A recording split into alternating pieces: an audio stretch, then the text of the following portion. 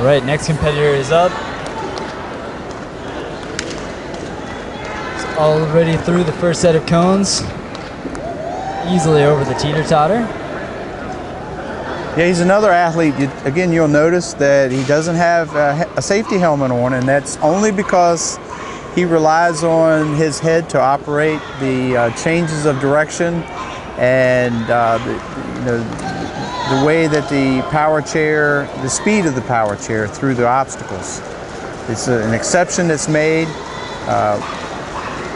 We're compromising a little bit of his safety so that he can participate in this event, because he's using, at this time, he's using the back of his head to propel the power chair through this long and narrow rear gate. And he's only knocked over one cone to my knowledge, so he's doing a very good job, and he's exited the gate. That's impressive. He's just made that look very easy. Yeah, and a lot of that's, again, using his knowledge of the size of his wheelchair, and he's a long-time participant of the games and the obstacle course. And he's realizing now that he's at a forward gate.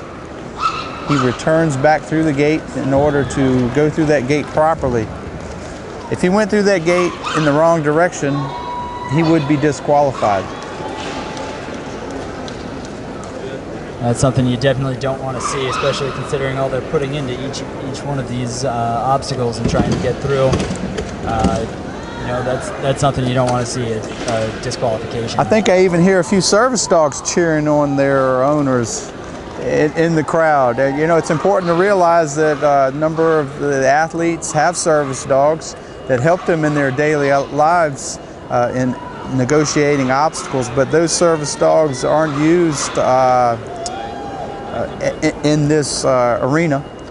It's all their own individual efforts using the adaptive equipment that they were issued.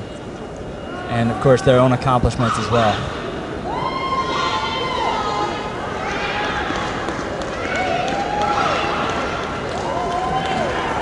Again, I would like to thank the volunteers that are here from UPS.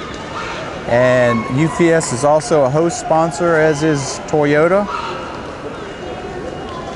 Each and every year we bring this equipment to the cities that we attend.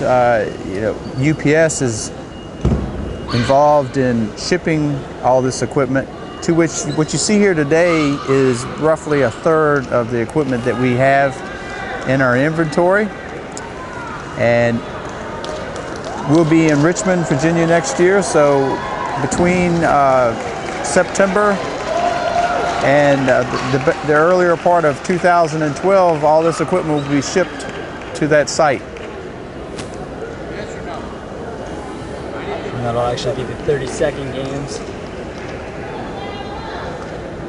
As we see him go through the reverse section again, this is another very challenging part of the course. It takes a lot of dexterity, and he is methodically moving through it. I don't see any cones falling right now. Well, our vision's a little bit blocked by a ramp that's in the way, but it appears to have a pretty good handle on it.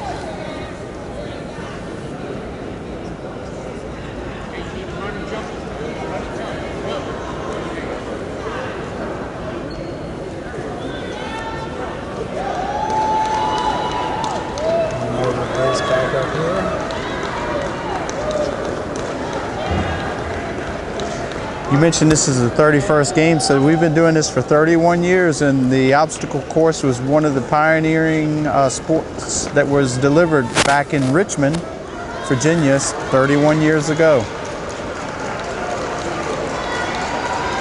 In the year 2000, I'm sorry, it was the year 2000. The Super G was created because we had a number of interested athletes that wanted to be challenged further. So I'll explain. The Super G is, it happens at the end of the games, and we take the bulk of all of our obstacles and line them up for, which is one of the more difficult courses that the top 3 finishers in classifications of 2, 3, 4, and 5 manual chairs are invited to attend, and only one person wins that event, the Super G event, and that will happen this Saturday after we've had qualifying rounds in the other divisions or the other categories. Right. Our competitor has gotten through the door, but he's trying to find a way to get that closed, and he does it. Each year we try to bring a new or multiple new obstacles to further challenge our athletes, and he's approaching the tennis balls of the car wash, which was recently named. That was actually built by the host local organizing committee under direction from myself and Abby LaCroix. And they did a wonderful job understanding what our idea or our concept was for that particular obstacle. And I feel certain that will remain in our inventory. Oh, absolutely. It certainly provides a different sort of challenge than what we've seen. Everything's sort of ground level. That's more of an aerial obstacle. And we've had a number of obstacles that were created over the years, and they've, I guess, either proven to be either too easy or too difficult. And it's, the local organizing committee also maintains this equipment after it's taken off of the UPS truck with fresh paint and repairs that may be necessary as well. And he's finished. Another great run. It was a very good run here. Very slow and methodical, but he didn't hit a whole lot of cones there, so that was a great run.